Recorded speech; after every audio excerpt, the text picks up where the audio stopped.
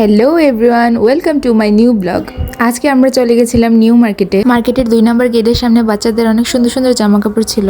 আমি কিছু সিঙ্গেল গেঞ্জি দেখছিলাম, কাপড়গুলোর কোয়ালিটি খুবই ভালো লেগেছে আমার কাছে। ঈদের পরপর হওয়াতে দামটাও বেশ রিজনেবল লেগেছে। আমি এখান থেকে কয়েকটা নিয়ে নিয়েছি। বড়দের কিছু টি শার্ট দেখছিলাম। টি শার্টের কোয়ালিটি আমার কাছে তেমন একটা ভালো লাগেনি, তাই আর নিলাম না।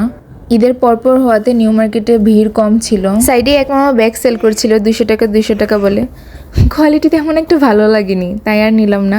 এর যেতে ভালো গাউসিয়াতে সুন্দর সুন্দর পাওয়া যায়। তারপর চোখ পড়েছিল আমার ঘড়ির দিকে। ঘড়িগুলোর প্রাইস একটু বেশি বলেছিল, তাই আর নিলাম না। আমার ভাই তার জন্য কিছু ট্রাউজার দেখছিল। আসলে কি, নিউ মার্কেটে ভালো খারাপ সব কোয়ালিটির জামাই থাকে, আপনাকে চয়েস করে দেখে নিতে হবে। দেখে নিলে দামাদামি করে নিলে আপনারা ঠকবেন না। আমি বাসায় পরার জন্য কিছু ট্রাউজার আর টি শার্ট দেখছিলাম। কোয়ালিটি ভালোই মনে হয়েছিল, তাই দু একটা নিয়ে নিলাম। টি শার্টগুলো আর নিলাম না।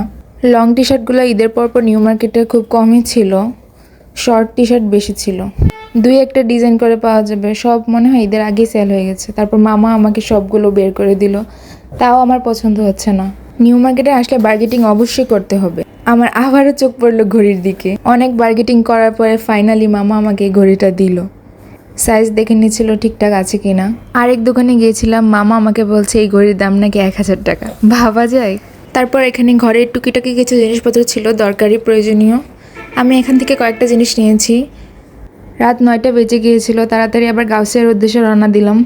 একদম ফাঁকা ছিল নিউ মার্কেট, পুরোটাই ফাঁকা, তেমন একটা ভিড় নেই। এখানে সুন্দর সুন্দর কিউট কিউট চুলের ক্লিপ ছিল, বাচ্চাদের বড়দের সবারই ছিল। আমি বাসায় পরার জন্য কিছু বড় চুলের কাটা দেখছিলাম। এই মামার কাছ থেকে কয়েকটা নিয়ে নিলাম। এই যে অনেক সুন্দর সুন্দর কিউট কিউট অ্যাক্সেসরিজ ছিল।